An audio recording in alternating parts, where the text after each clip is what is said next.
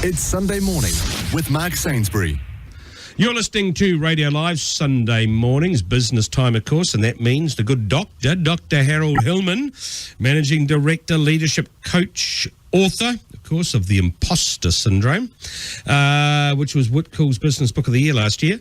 And, of course, you can always check out Harold on his website, www.sigmoidcurve.com. Morning, Harold. Good morning, Mark. Micromanages. Yes, the wonderful people that work around us and work with us. And, you know, people often ask, we've made many advances in business, a lot of different ways of leading people, and yet micromanagement continues to be a perennial issue that just, tends to stay with us. And what I try to remind people, it's just how we are as humans. The beautiful thing about people who micromanage is they really are folks with high standards, which we really appreciate in business and those types of things. But sometimes they lose perspective on how the high standards that they set for themselves can often be imposed on other people, and that's where it begins to become problematic. And isn't it true, Harold, that a lot of people say, look, it's the micromanaging is one of the reasons they quit a job? Yes. That's right. There's the old adage in business, Mark. We've talked about that before, that people don't leave companies, they leave bad bosses. And when you start digging down under that, a big complaint that people have about their bosses, and the thing that drives them away, is that sometimes their bosses, they're perceived as over-controlling, not wanting to let go, having these unrealistically high standards.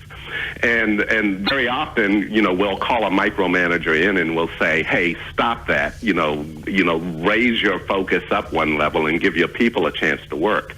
And what I often will advise is that it's not as easy as that, and that very often people who micromanage have a lot of difficulty when the situation gets ambiguous or there's not real neat beginnings or endings. In other words, people who micromanage tend to be more anxious during ambiguity or periods of uncertainty, so they are more inclined to reach in and put their hands on things as a sense of trying to maintain some control.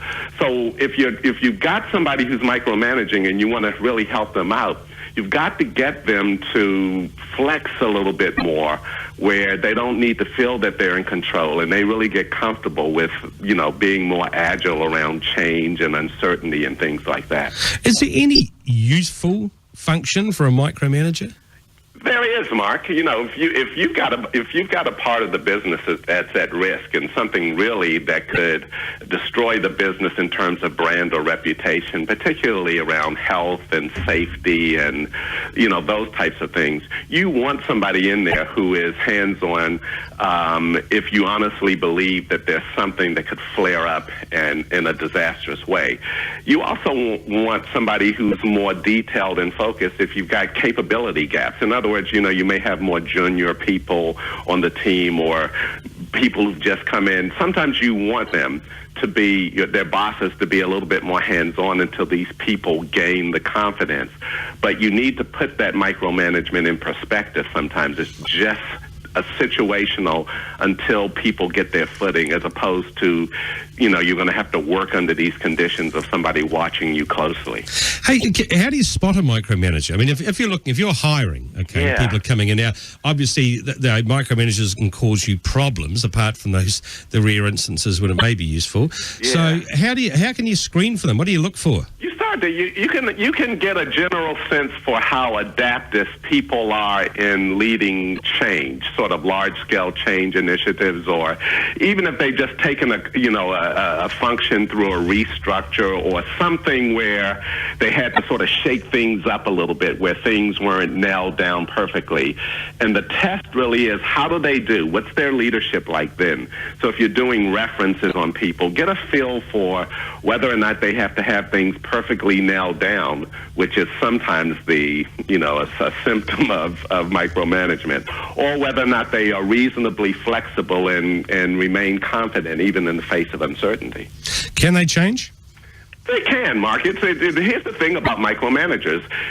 Most micromanagers want the company to do well, want the team to do well, and they are very afraid of having any harm come to the business.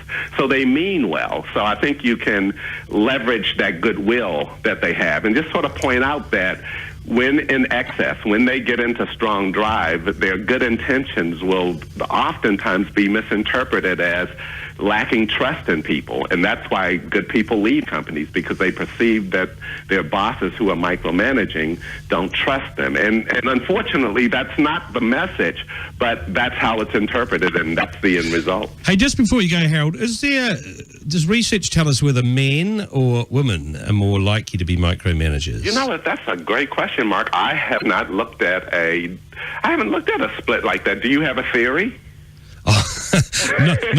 Not one I'm willing to advance publicly. I understand.